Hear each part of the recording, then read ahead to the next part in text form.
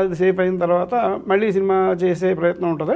ఈలోపు మనోడు ఆది అనే సినిమా ఆయన చేసి బ్లాక్ బస్టర్ కొట్టారు. పెద్ద హిట్ అయింది కదా. పెద్ద హిట్ అయింది కాబట్టి ఆయనే మీకు సినిమా చేస్తాను సత్యనారాయణ గారు అందరూ వచ్చి ఆయన మీద పడి ఓ తెగ తిరిగి పెద్ద పెద్ద బుడ్డోళ్ళు ఫస్ట్ మీరు ఇద్దాం అనుకున్నారు chance first.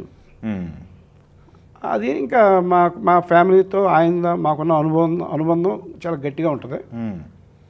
Almost all friend అంటే ఏజ్ గ్యాప్ కాబట్టి మా అబ్బాయిలు ఎలాగో నాకు వినాయకరం అంతే అంతే సినిమా ఇట్లా అంతే మా ఇంట్లోనే ఓకే అంతా కలిసే జర్నీ చేసేవాళ్ళం. సినిమా నేను చేస్తానని ఆయన అనేటప్పటికి అందరూ ఆయన అడుగుతున్నారు, ఆయన మనకు ఆయన చేస్తానంటున్నాడు. ఆయన చేత వేరే ప్లానింగ్ లేకుండా ఆయన చేసేలాగా ఆగిపోయాం. ఓకే ఇక వేరే సినిమా ప్లానింగ్ లేదు. రెండో సైడు రవితేజ స్టార్ అయిపోయాడు. అవును ఆయనతో కూడా తిరుగుతుండేవాడిని, బాబు ఓ సినిమా చేద్దాం అన్నా అని. చేద్దాం డైరెక్టర్ ఎవరు అదే చూసుకో అని అన్నట్టుండేవాడు. ఫ్రెండ్స్ లాగానే ఉండేవాళ్ళు ఇద్దరు. ఓకే ఓకే అలాగ ఉంటే ఈలోపు వినయ్ గారు ఓ 4-5 సినిమాలు అయిన తర్వాత నా సినిమా నెక్స్ట్ సినిమా ఎవరని మీలాగా ఎవరో అడిగితే ప్రెస్కి సంబంధించిన వాళ్ళు నెక్స్ట్ మరెడ్డి సత్యనారాయణ గారికి చేస్తానని చెప్పాడు. మీకు చెప్పకుండా మీడియాలో చెప్పేసాడు. చెప్తే అది అన్నాడు అదే ఆయన ఎవరు మన టీడీ వెంకటేశ్వరరావు గారు. ఓహోహో అప్పుడు మరి టీడీ వెంకటేశ్వరరావు కూడా మాకు ఫ్యామిలీ మెంబర్లా ఉండేవాడు. బెల్లంకొండ గారు అవును వాళ్ళ ఏదో బంధువులు కూడా బెల్లం అంచేత మేమంతా చాలా క్లోజ్గా ఉండేవాళ్ళం. ఆది సినిమాకి టీడీ వెంకటేశ్వరరావు గారు పేరు. అప్పుడు ఈ సుబ్బారావు గారు టీడీ వెంకటేశ్వరరావు గారు తీసుకొచ్చాడు. ఒక అసిస్టెంట్ కింద అది సుబ్బారావు అని పట్టుకొచ్చాడు టీడీ వెంకటేశ్వరరావు. అక్కడ న్యూస్ ఈయన నా నెక్స్ట్ సినిమా మరెడ్డి గారికి చేస్తున్నామని చెప్పేప్పటికి అది పేపర్లో వచ్చింది. పేపర్లో రావడం నాకు వెంటనే ఫోన్ కాల్స్ మొదలైపోయింది. మీది కదా సినిమా, మీరు ఫైనాన్స్ ఎక్కడ తీసుకుంటారో లేదా అది ఇది మేము ఇస్తాం అయితే ఈ సినిమాకి హీరో ఎవరు అనేది క్వశ్చన్ మార్క్ కింద ఉంది. అప్పుడు భరద్వాజ గారు నన్ను సమర్థించారు.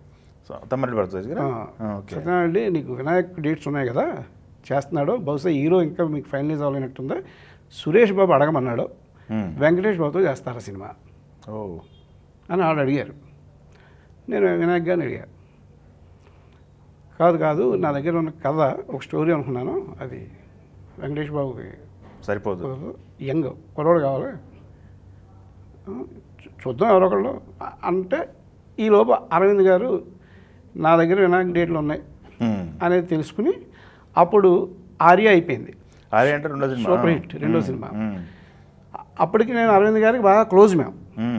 మా సర్కిల్ అంతా అటే గీతా ఆర్ట్స్ అరవింద్ గారు ఇదే మేము కొన్న సినిమాలు గీతా ఆర్ట్స్లో అవి వైజాగ్కి అంచేత మేము బాగా తెలుసు. ఆయన బన్నీ కెరీర్ రీత్యా ఆర్య తర్వాత యాక్షన్ సినిమా చేద్దాం, ఆర్య లవ్ స్టోరీ, గంగోత్రి ఒక ఫ్యామిలీ సినిమా, ఈసారి మంచి యాక్షన్ ఫిల్మ్ చేయాలి. యాక్షన్ సినిమా చేయాలంటే ఇప్పుడున్న వాటిలో మొనగాడుగా వినాయక్ ఎలగదీసి పడదబేడ అది వినాయకుని పట్టుకుంటే బాగుంటుందని అనుకుంటున్నాడు. ఇప్పుడు నా డేట్స్ అని తెలిసింది. నాకు వెంటనే ఆయన కవర్ పెట్టారు.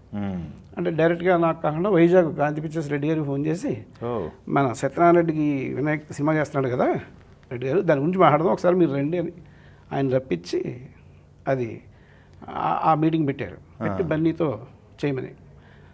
సరే నేను డైరెక్టర్ ఇష్టం కదా అని నేను డైరెక్టర్ని అడిగి మాట్లాడతామని చెప్పాం. వినాయక దగ్గరికి ఇలా అడుగుతున్నారు అని, మనకు కూడా క్రోడ్ కావాలనుకుంటున్నాం కాబట్టి ఆలోచించండి, బన్నీ అయితే మనకి హ్యాపీ చేసేద్దాం అంటాం.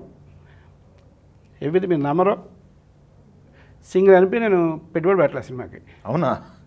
కొబ్బరికాయ డబ్బులు కూడా నాకు బయట నుంచి వచ్చినాయి. అంటే వినాయక్ సినిమా అవును అప్పటికి 4 సినిమాలు చేసినారు కదా వినాయక్ గారు. నాది ఆరోది. మీది ఆరోది అంటే 5 సినిమాలు ఉన్నాయి అప్పటికి.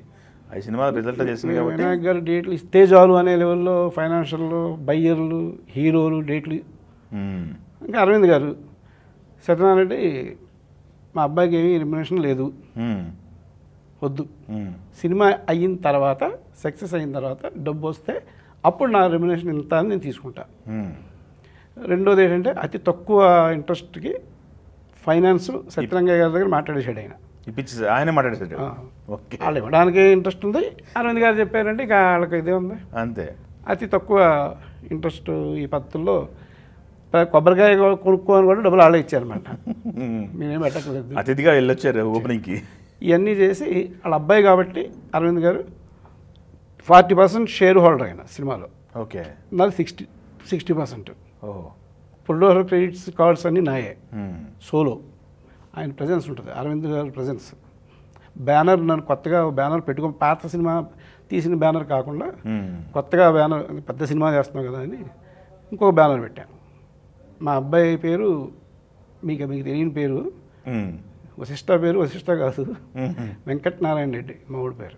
అవునా? Okay okay. అందులో వెంకటేశ్వర స్వామిని తీసుకుని అరవింద్ గారి అబ్బాయి శిరీష్. అవును. వాళ్ళిద్దరు క్లాస్మేట్స్, మంచి ఫ్రెండ్స్ అనమాట. అవునా? ఓకే. మేము ఇద్దరం ప్రొడ్యూసర్లం కాబట్టి, అరవింద్ గారు నేను పార్ట్నర్స్ కాబట్టి, శిరీష్లో సిరి, వెంకటనారాయణలో వెంకట, సిరి వెంకటేశ్వర ఫిల్మ్స్ అని పెట్టాం. ఓ సూపర్. బ్యానర్ పెట్టి బన్నీ ఎవ్రీథింగ్ నాదే, business, sales, press meets, as ప్రొడ్యూసర్గా సోలో ప్రొడ్యూసర్ కింద లెక్క ఆయన ప్రెజెన్స్ అని. సినిమా అలాగా ఫస్ట్ టైం ఇండస్ట్రీకి వచ్చిన ఒక 15 ఏళ్ళ తర్వాత నాకు పెద్ద బ్రేక్. అది పెద్ద సినిమా పడింది. పెద్ద సినిమా, బాగా పెద్ద డబ్బు, పెద్ద పేరు అన్నీ చూసాం దానికి. సైమల్టేనియస్గా అది రన్నింగ్లో షూటింగ్లో ఉండగానే రవితేజకి నాకు కథ దొరికింది, చేసేమని అన్నాడు. కథ చెప్పించా. రసూల్ కెమెరామెన్ ఉన్నాడు కదా అండ్ డైరెక్టర్ సినిమాకి. రవి అన్నాడు బాగుంది కదా చేసేద్దాం అన్నాడు. అది కూడా రన్నింగ్లో ఉండగానే స్టార్ట్ చేసా. ఇది రన్నింగ్లో స్టార్ట్ చేశారా? భగీరథ. ఓకే. అలాగే భగీరథ స్టార్ట్ చేసిన 2 నెలలకి డీ స్టార్ట్ చేశా. సీను ఇట్లా మీ కాంపౌండ్ మనిషి మనం సినిమా చేసుకుంటున్నాం అంటే చేద్దాం కదా, ఎవరితో చేద్దాం అంటే అమ్మగారు గారు అబ్బాయి విష్ణుతో చేద్దాం, నాకు ఇష్టం అది. ఆడు కూడా బాగానే ఉంటుందిలే మన కథకి అనుకోవడం. మోహన్ బాబు దగ్గరికి వెళ్ళి అడగగానే నాకు ఆయనకి మంచి రిలేషన్ ఉంది. ఆయనకి మేము డిస్ట్రిబ్యూటర్లమే. ఆయన లక్ష్మీప్రసన్న మీద ఆయన తీసిన సినిమాలు, చాలా సినిమాలు వైజాగ్ కాంతి పిక్చర్స్. ఓకే. అంచేత మాకు అసోసియేషన్ ఉంది. అంచేత ఆయన హ్యాపీగా చేసుకుంటాను. ఆయన అలా 3 రిలీజ్ అవ్వకుండానే 3 సెట్స్ మీద ఉన్నాయి. Okay. April 6th Bunny. Okay. ఆ next year October 12th Bhageeratha. ఆ next year April 13th April డి. అంటే మొన్న 18 సంవత్సరాలు అయింది మొన్న. అవును. ఈ ఏప్రిల్ నెల కదా ఇది. అవును. ఈ ఏప్రిల్ నెల 13th డి 18 సంవత్సరాలు అవుతుంది. 18 సంవత్సరాలు అది. ఓకే. ఆ 3 అయితే నాకు భగీరథ కొంచెం డబ్బు విషయంలో కొంచెం యాక్సిడెంట్, అది కొంచెం ఎక్కువ పోయింది. పెద్ద మొత్తం పోయింది సార్? బన్నీలో ఎంత వచ్చిందో అంత పోయింది. బన్నీలో దాదాపు 2 కోట్ల పైన వచ్చింది నాకు నా షేర్కి. అంతా పోయింది. అంతా పోవడం కాదు, కొద్దిగా ఎక్సెస్ పోయింది, ఎక్స్ట్రా కూడా పోయింది. కాస్ట్ ఫెయిల్యూర్ సినిమా అది భగీరథ. దాదాపు 9 కోట్లు 8 కోట్లు ఖర్చు అయిపోయింది. బిజినెస్ రికవరీ వచ్చి 6 కోట్ల చిల్లర వచ్చింది. ఓకే. అయితే దాని తర్వాత డీ మళ్ళీ వచ్చేసింది అది. ఓకే. అది ఒక 4 కోట్ల రూపాయలు ఖర్చు అయితే దాదాపు 7-8 కోట్లు చేసింది, చేసింది. నాకు 2 కోట్ల దాకా వచ్చి ఉంటుంది.